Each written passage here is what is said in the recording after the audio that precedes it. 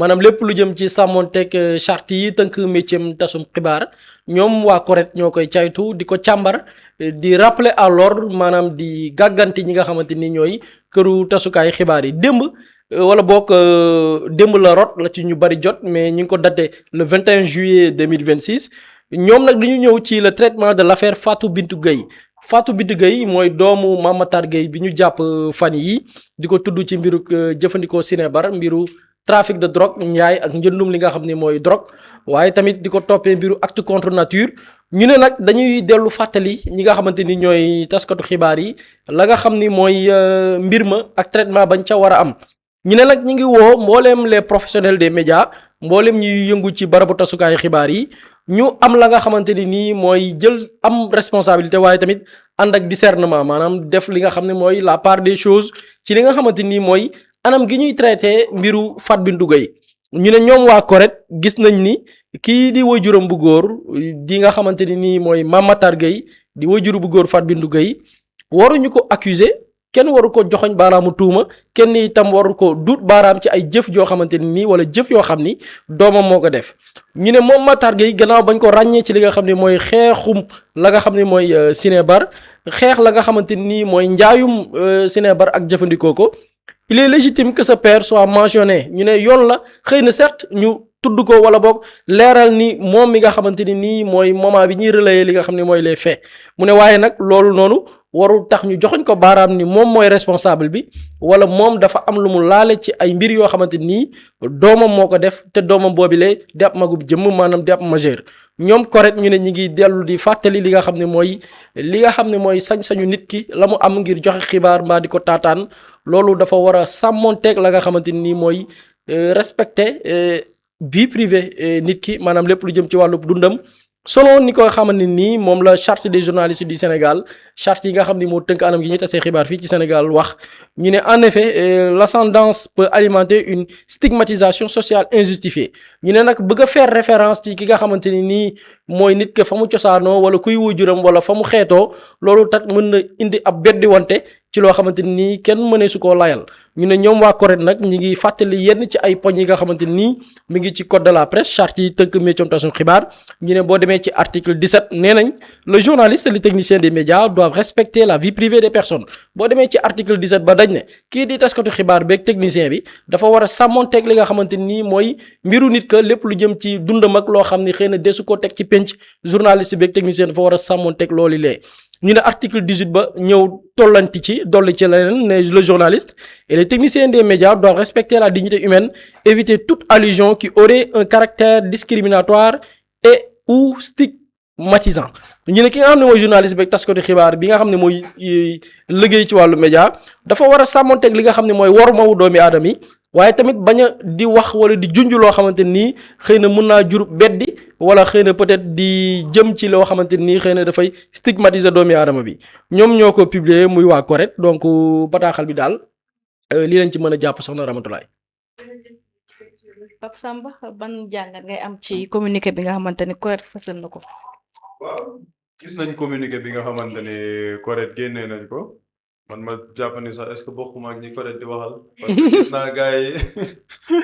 gars yi partagé vidéo bi ma doon wax ci le doyen Mame Makhtar Gueye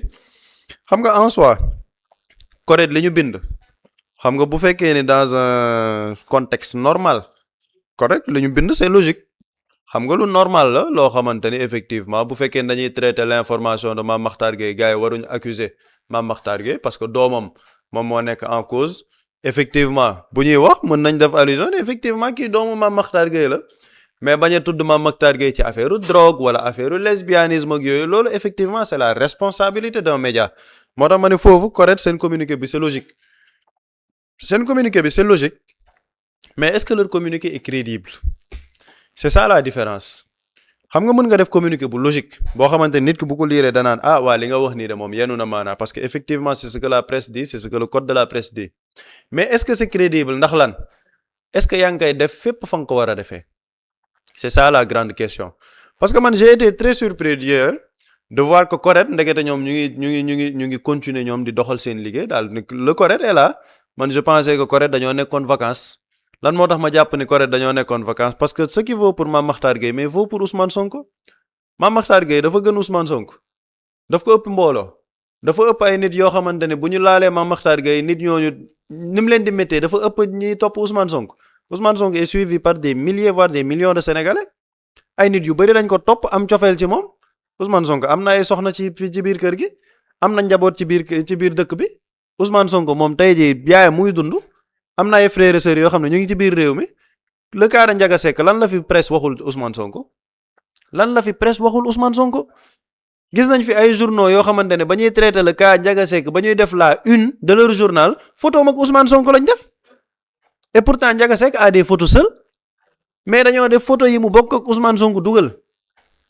où était le correct journalistes yi ba ñuy toog ci plateau am ñenn ñoo xamante ne dañuy def des allusions directes pour dire que kii dafa am ay rapport avec Ousmane Sonko correct fu ñu ne woon et y a des journalistes yu continuent di ko def semaine dernière pas plus tard que semaine dernière journaliste toog na ci plateau ne Ousmane Sonko le président Bassirou Diomaye Faye moo koy protéger ci kaawu Ndiaga Seck def ay allusions yoo xamante ne da nga naan kii il est en train mais kooku dafa nekk di jiiñ Ousmane Sonko ci kaawu Ndiaga Seck bi et les journalistes dans ce pays yore presse am di def ay live am chaque jour correct dañ cee wax correct dañ cee def communiqué ñoom le Mame Mactar Gueye en question bi ñuy wax Mame Mactar Gueye ba ñu waxee kaawu Ndiaga Seck dañ dafa ne munoo def plus de 30 ans nekk ko ak nit di ànd ak moom te xamoo ci la mu ne ba Mame Mactar Gueye Jamra di wax loolu correct fu ñu ne woon waa correct ñoom fu ñu ne woon moo tax ma ne est-ce que seen communiqué bi c'est crédible c'est-à-dire que tu ne peux pas venir ci cas mais te yàlla xam na ne man j'ai été surpris parce que boog xëy na man suivre ma média yu bëri Sénégal parce que ñi ma ci seetaan moom wax dëgg yàlla bëriwul mais je n'ai pas vu benn traitement boo xamante ne c'est un traitement irrespectueux du cas de Mame Mactar ah gars yi wax nañ ci kaawu doomam ak yooyu effectivement par exemple man damay jël sama wàll bopp man ba may wax parce que xam naa ne man laaxaale nañ ma ci man dama ne man bon soupçon dafa baax ci nit parce que Mame Mactar Gueye Jamra bañ ko waxee affaire Ndiaga Seck bi dafa ne Ousmane Sonko munoo ànd ak nit plus de 30 ans te xamoo ni góor jigéen la ma ne bu dee loolu Mame Mactar Gueye moo ko xalaat ci Ousmane Sonko asuma la ak doomam boo xamante ne moom moo ko jur mu nekk ak moom ay at te moom nee na musul xalaat loolu ci doomam te comme loolu moom dal na ko moom xëy na dina war a mën a am bon soupçon ci keneen moo taxoon ma ne xanaa nit booy wax dara bon soupçon da ciy baax. parce que mën nga di wax dara xamoo kañ lay mën a dal ci sa wàll parce que am na ñoo xamante ne jàpp nañ fi ci góor jigéen yi fii am ñu ne ñi musuñ ko xalaat mais jàpp nañ fi góor jigéen mu am jabar ji ne moom mu ngi ak moom pendant 10 ans de mariage musul xalaat ni kii góor jigéen la te kooku jabaram la ñooy bokk nekk chaque jour di tëdd ci benn lal loolu am na fi ci biir réew mi mais donc loolu ba muy am ci biir réew mi ay presse di ko traité chaque jour ka Ndiaga Seck ay média ci biir site en ligne yi nan les téléphones ont parlé nangam sangam leen affaire yi leer patati mais loolu correct fu ñu ne woon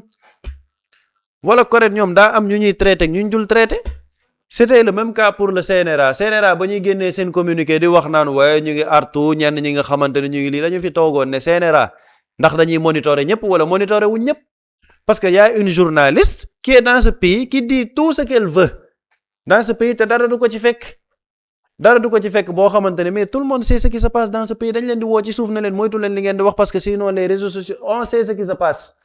ñoom buñ ko xamul les gens le xam nañ ko comment ils traitent les choses en bas moo tax gis nga organe boo bëggee crédibilité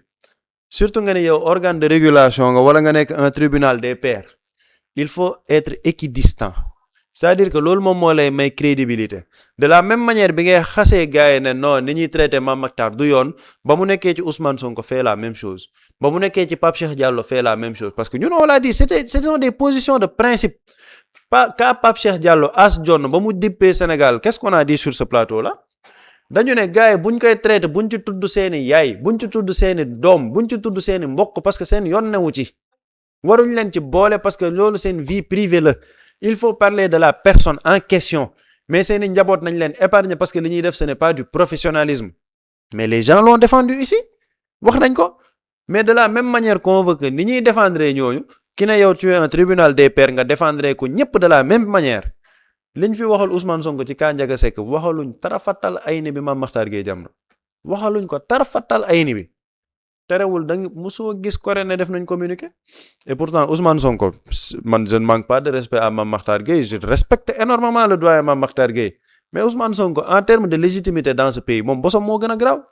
il est deuxième personnalité de l'État président de l'Assemblée nationale pour bu gars yi bu ñu koy fàttee parce que dañoo jàpp ne Ousmane Sonko daal bon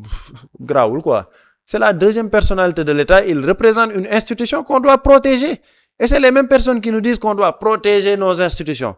le président de la République kenn warul waxee ci moom noonu et le président de l'Assemblée nationale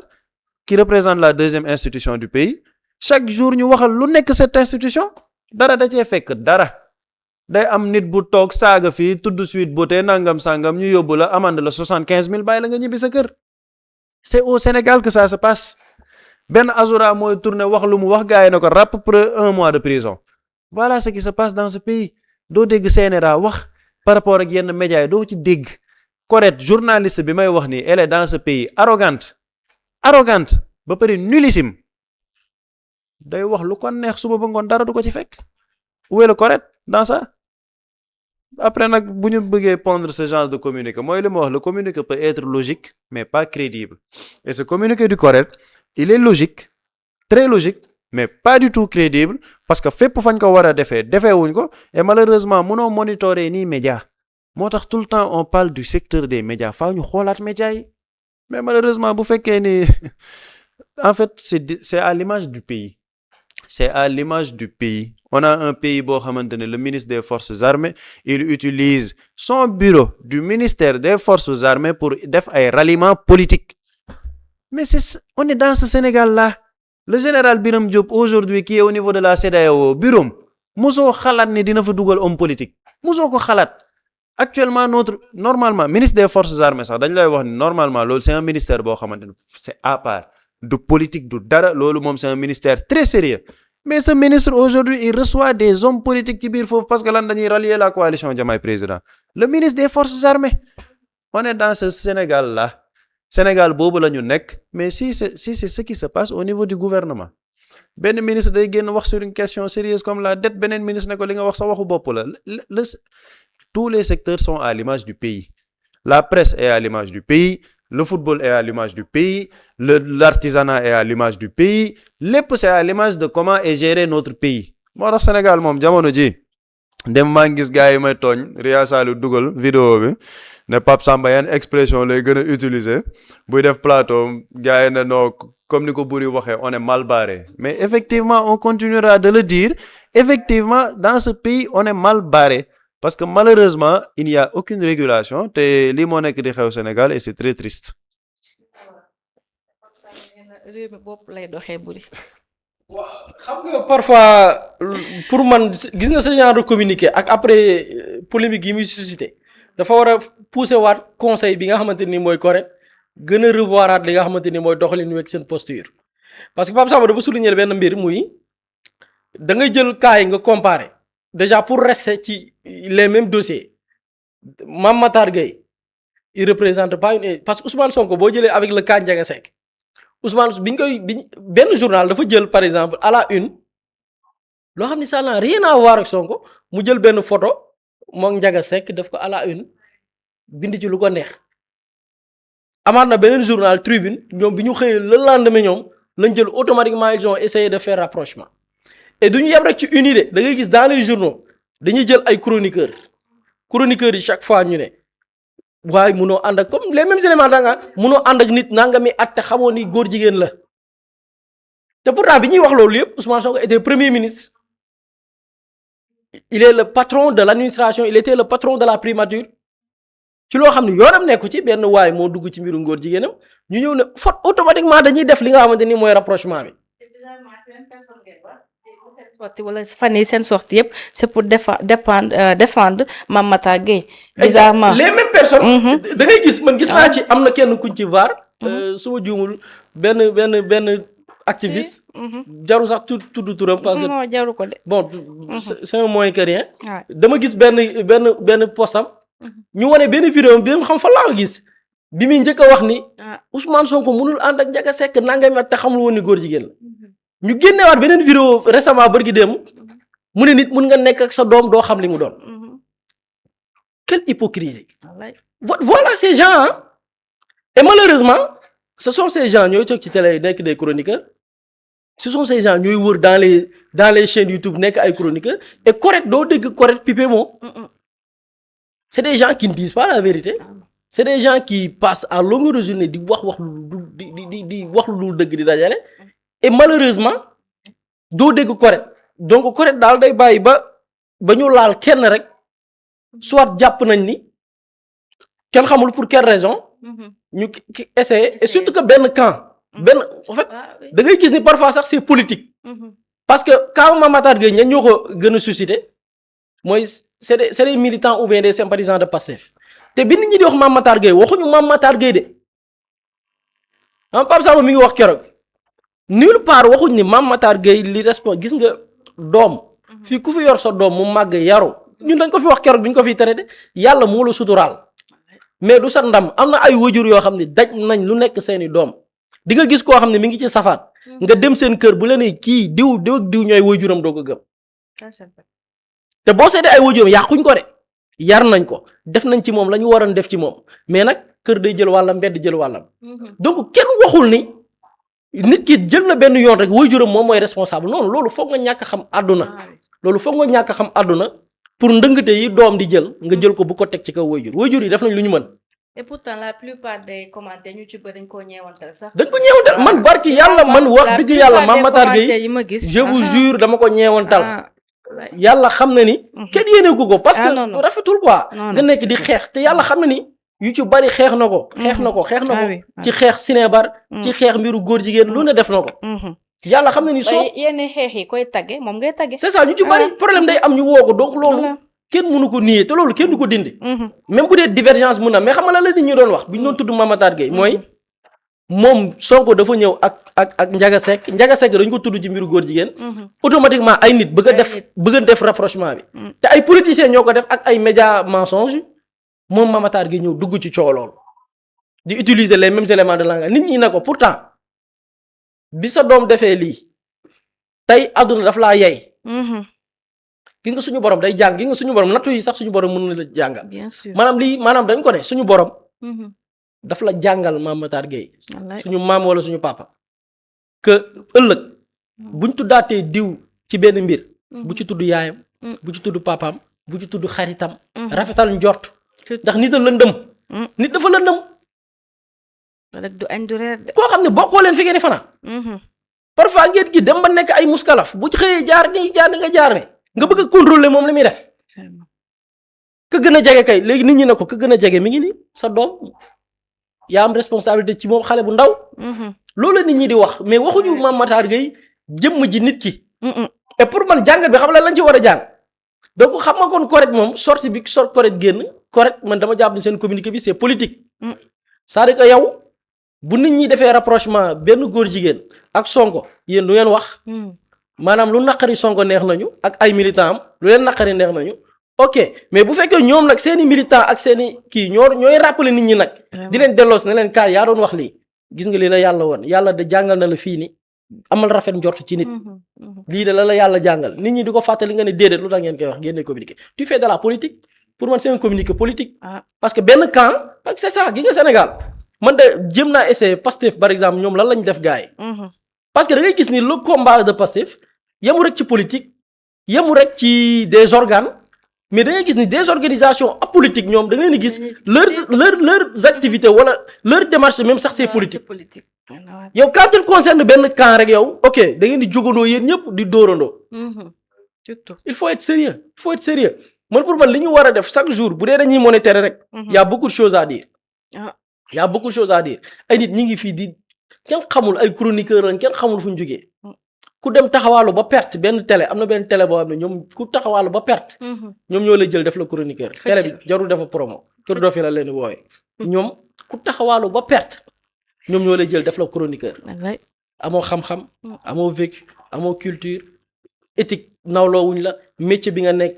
dunguru nga woon média yi nga jaar yëpp dunguru nga fa nekkee woon. ñoo ñëpp rakaay boobu yëpp la benn média jël def leen ay chroniqueur ñuy raconter du n'importe quoi. pourtant ce même média boobu noonu ñooy xëy du matin au soir Ndiaga Seck Ousmane Sonko dem nañ sax ba naan Ousmane Sonko bi gën a dee dañ doon wax Ousmane Sonko na génne leeral